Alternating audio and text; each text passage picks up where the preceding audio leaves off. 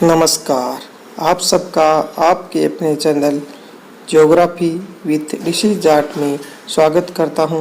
आज का हमारा विषय है मानव का प्राकृतिकरण।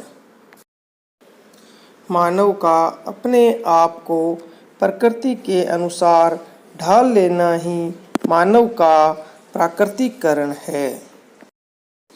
मनुष्य अपने आप को प्रकृति अर्थात पर्यावरण को सौंप देता है। जैसा प्रकृति उसे बनाती है बन जाता है। मानव के प्राकृतिकरण पर एक कहानी। वेदा मध्य भारत के अबूझमाड़ क्षेत्र के जंगलों में रहता है। उसके गांव में 3 झोंपड़ियां हैं जो जंगल के बीच है। पक्षी और आवारा कुत्ते जिनकी भीड़ प्राय गांवों में मिलती है यहाँ दिखाई नहीं देते। छोटी लंगोटी पहने और हाथ में कुल्हाड़ी लिए वन का सर्वेक्षण करता है। जहाँ उसका कबीला कृषि का आदिम रूप स्थानांतरित कृषि करता है। बेदा और उसके मित्र वन के छोटे छोटे टुकड़ों को जुताई के लिए जलाकर साफ करते हैं। राख का उपयोग मृदा को उर्वर बनाने के लिए किया जाता है। अपने चारों ओर खिले महुआ के वृक्षों को देखकर बेदा प्रसन्न है। जैसे ही वह महुआ, पलाश और साल के वृक्षों को देखता है जिन्होंने बचपन से ही उसे आश्रय दिया है, वह सोचता है कि सुंदर ब्रह्मांड का अंग बनकर वह कितना सौभाग्यशाली है। विसर्पी गति से पेड़ा को पार करके वेदा नदी तक पहुंचता है। जैसे ही वह चुल्लू भर जल लेने के लिए झुकता है, उसे वन की आत्मा लोई लुगी की प्यास बुझाने के लिए स्वीकृति देने के लिए धन्यवाद करना याद आता है। अपने मित्रों के साथ आगे बढ़ते हुए बेदा गुदेदार पत्तों व कंद मूल को चबाता है। लड़के वन से मजहरा और कुचला के संग्रहण करने का प्रयास कर रहे हैं।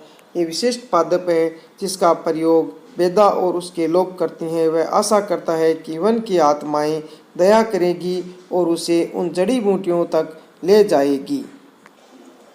ये आगामी पूर्णिमा को मधाई अथवा जनजातीय मेले में वस्तु विनिमय के लिए आवश्यक है।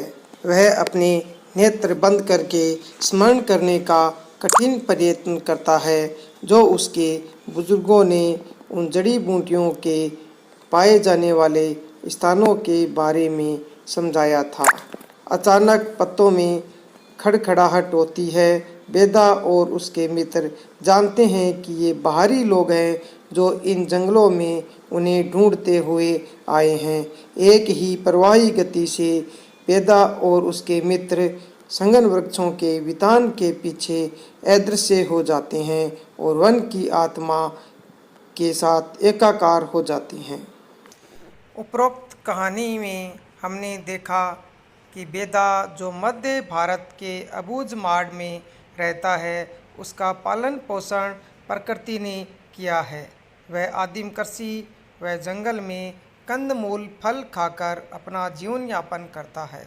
वह पानी पीने पर जंगल की आत्मा लोई लुगी का धन्यवाद करता है। जंगल से जड़ी बूटियां आदि संग्रह करके मेले में वस्तु विनिमय के रूप में बेचता है तथा बाहरी लोगों से डरता भी है।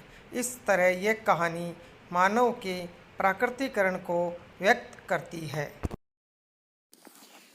मानव के प्राकृतिकरण को ही पर्यावरण निश्चयवाद, नियतिवाद व प्रकृतिवाद कहा गया है। प्रमुख विशेषताएं: 1. प्रकृति ही सर्वशक्तिमान है। 2. मनुष्य प्रकृति की देन है। मानव भूतल की उपज है। एलन सैम्पुल। 3. पर्यावरण हमें नियंत्रित करता है। 4. मनुष्य प्रकृति का दास है। 5. अपने पोषण हेतु मनुष्य प्रकृति पर निर्भर है। 6. पर्यावरण माता है, मानव उसका पुत्र है। इसका लालन पालन प्रकृति करती है। पर्यावरण निश्चयवाद विचारधारा के प्रमुख विद्वान: फ्रेडरिक रेंटजेल, ये जर्मनी के विद्वान थे। भूगोल में निश्चयवाद विचारधारा प्रारंभ करने का श्रेय इन्हीं को जाता है। 2.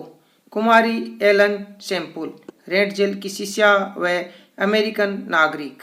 3 ईसा बोमेन। 4 हंटिंगटन।